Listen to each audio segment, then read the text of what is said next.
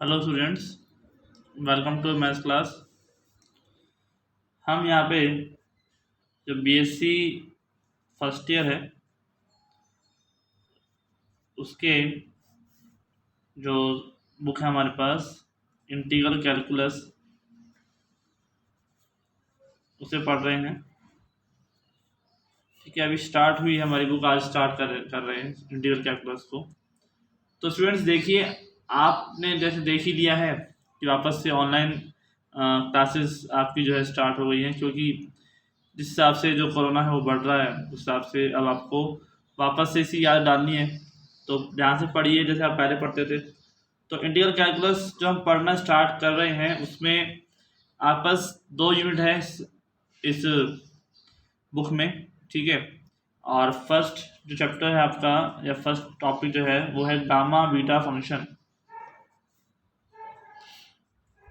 ठीक है, गामा व बीटा फलन।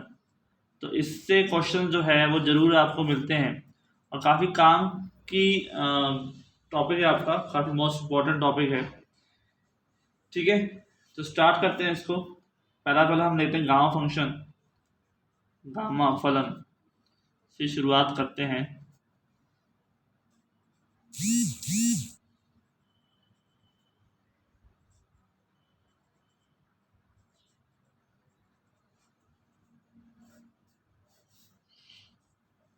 ठीक है, डेफिनेशन क्या होती है इसकी?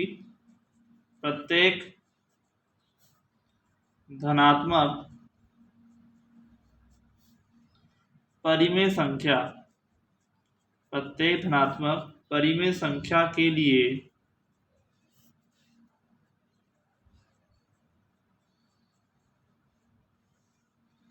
अनंत समाकल, अनंत समाकल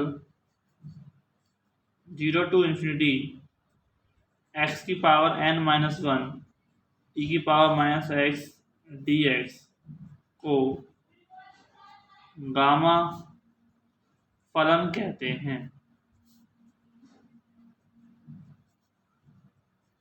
ठीक है, आप लोगों को इस तरह की फॉर्म मिलेगी, ध्यान से देखिए, आप लोगों को इस तरह की फॉर्म मिलेगी और इस तरह की फॉर्म में आपको ध्यान देना है कि n का मान क्या होगा, उसके हिसाब से आपके पास गामा फंक्शन की वैल्यू आएगी। ठीक है, x की पावर n-1 इंटू ई की पावर -x dx, और लिमिट भी ध्यान दीजिए 0 से इन्फिनिटी ही होनी चाहिए। अगर ये इन्फिनिटी नहीं हुई तो आपके पास जो सवाल है वो सही नहीं होगा। ठीक है, तो स्टूडेंट्स यहाँ पर इस चीज़ का ध्यान में रखते हुए और इस चीज़ को हम जो लिखते हैं वो गामा n से लिखते हैं। ठीक है, गामा n, इसे मैं लिखता हूँ गामा n बोलते हैं। ठीक है, और इसका मान होता है इसके बराबर। यहाँ पर सब कुछ चीज़ें n पे डिपेंड करती हैं। ठीक है, n का मान हमेशा 0 से बड़ा होता है। ठीक है, इसे आयलर का इसे आयलर का द्वितीय समाकल भी कहा जाता है। ठीक है, छोटी छोटी चीज़ें हैं जिसको आपको ध्यान रखना है, समाकल भी कहा जाता है। तो स्टूडेंट्स इस चीज़ को सूत्र की तरह याद रखना है आपको। अब यहाँ पे n का मान क्या होगा, मान लेते हैं एग्जाम्पल के लिए आपको कोई सवाल मिल गया 0 से इन्फिनिटी x की पावर 4, ठीक है, e की पावर -x dx, तो और आपसे कहा जाए कि सवाल इसका मान बताओ, तो गामा का पहले मान देखा जाए कि n का मान क्या है। देखिए यहाँ पे n-1 की जगह पर क्या दे रखा है, 4। ठीक है, और e की पावर -x तो e की पावर -x की जैसा है ही। तो जब यहाँ पर n-1 की जगह पर दे रखा है 4, तो n का मान क्या हो जाएगा, 4 + 1 = 5 हो जाएगा या नहीं। यानी कि आप इस चीज़ को इस प्रकार से लिख सकते हो, 5 - 1 e की पावर -x dx। बताइए, ऐसा लिखा जा सकता है ना? और ऐसा लिखा जा सकता है तभी तो हम यहाँ पर n का कंपेयर करेंगे, तुलना करेंगे n की, तो n का मान क्या आएगा, 5 आएगा। ठीक है, यानी कि ये जो पूरा मान है वो गामा 5 के बराबर है, और गामा 5 की जो वैल्यू होगी वही इस समाकल की वैल्यू बन जाएगी। ठीक है, अब गामा 5 की वैल्यू क्या होती है, ये सब चीज़ हम अब सीखेंगे कैसे कैसे उसका वैल्यू निकल के आता है। तो पहले कुछ गुणधर्म है गामा फंक्शन के, उसको हम यहाँ पे पढ़ लेते हैं। ठीक है, ये चीज़ समझ में आ गई आप लोगों को। ये जो है सूत्र आपको जैसे सूत्र की तरह याद रखना है कि एक्स की पावर n माइनस वन ई की power minus x into D x, इस फॉर्म में आपका सवाल होना चाहिए, लिमिट होनी चाहिए 0 से इन्फिनिटी, तभी आप गामा फंक्शन का उपयोग कर सकते हैं। ठीक है, तो स्टूडेंट्स आगे चलते हैं। हमारे पास जो भी टर्म है उसमें गामा फंक्शन, ठीक है, उसमें हमारे पास गामा फंक्शन का कुछ एग्जाम्पल गुणधर्म है। तो गामा फलन के गुणधर्म,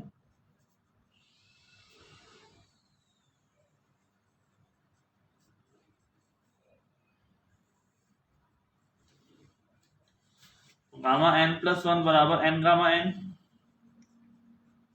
ठीक है, गामा n प्लस वन बराबर n गामा n होता है, इसका चीज का ध्यान रखिए।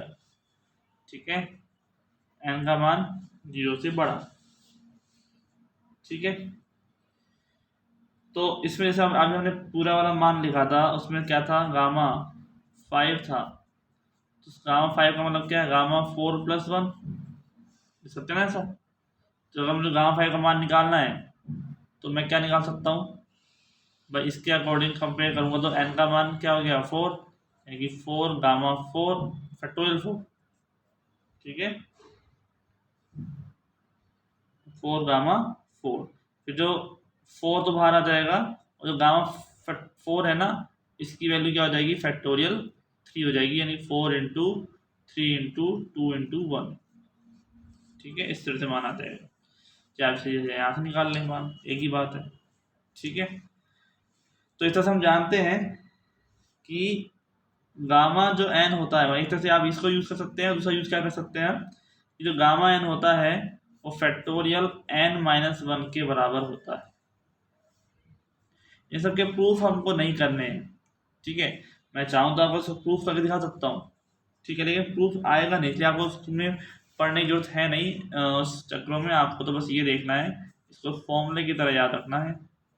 ठीक है, कि गामा एन प्लस वन बराबर क्या होता है, एन गामा एन, और गामा एन बराबर होता है फैक्टोरियल एन माइनस वन। ठीक है, तो गामा 5 में निकालूंगा तो इसका मतलब क्या निकालूंगा, फैक्टोरियल 4। ठीक है, मानो मुझे गामा 10 मिला है, तो इसका मतलब मैं क्या निकालने वाला हूँ, फैक्टोरियल 10 माइनस 1, यानी कि फैक्टोरियल 9। समझ में आ गया। तो दो गुणधर्म इसके हमने पढ़े, एक तो ये और एक ये, तो इसको गुणधर्म को याद रखना है, हमें काम आता है हमारे पास। ठीक है, जैसे फैक्टोरियल गामा 2 निकालना है तो 2 माइनस वन। ठीक है, 2 minus gamma factorial 2 minus one, यानी कि फैक्टोरियल 1। गामा 3 निकालना है, इसका मतलब फैक्टोरियल 2, 3 माइनस वन, यानी कि फैक्टोरियल 2।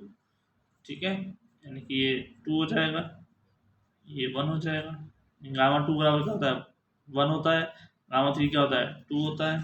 ठीक है, समझ में आ गया, कोई दिक्कत नहीं। और एक चीज, अगर गामा n बराबर 0 हो, यदि यहाँ पर n बराबर का n का मान क्या हो, 0 हो, तो क्या होगा, जब n का मान 0, तो गामा 0। ठीक है, गामा 0 बराबर गामा 0 प्लस वन अपॉन 0, यानी गामा 1 अपॉन 0, यानी कि इन्फिनिटी। ठीक है, एन का मान अगर 0 है तो इन्फिनिटी होगा, यानी गामा 0 का मान क्या होता है, इन्फिनिटी होता है। और अगर एन का मान -1 हो जाता है तो गामा -1, यानी कि इसके अकॉर्डिंग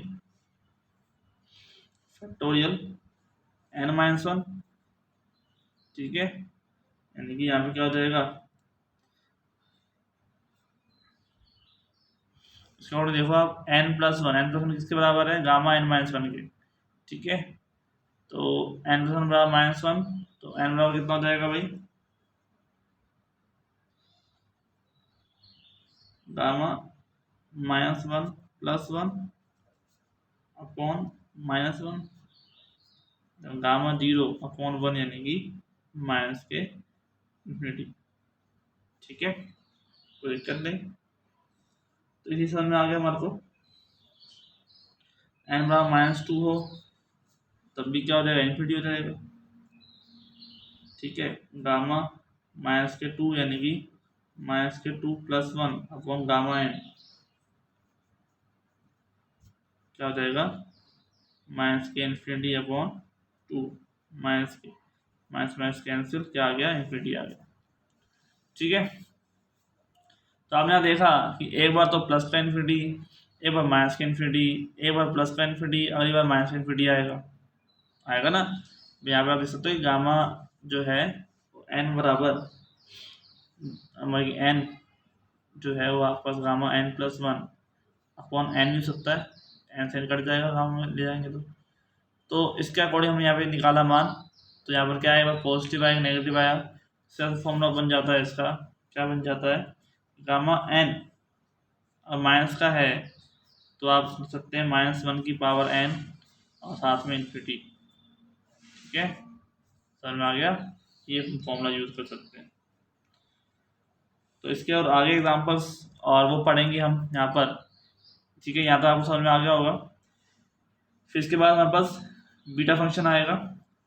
ठीक है, देखिए वैसे तो ये चीज़ें जो है ये परिभाषित नहीं होती हैं, लेकिन ये जो पैटर्न बनाया है आप चाहे देख सकते हैं, गामा जो n है वो n का मान <0 के लिए परिभाषित नहीं होता, लेकिन हम इसको किसी और तरीके से भी निकालते हैं। ठीक है, इसलिए हम उसको परिभाषित कर सकते हैं।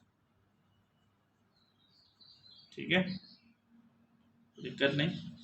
तो नेक्स्ट लेक्चर में मिलते हैं बीटा फंक्शन के साथ में। अब इसके बारे में हमें और भी डिटेल से पढ़ना है। ठीक है स्टूडेंट्स, ओके।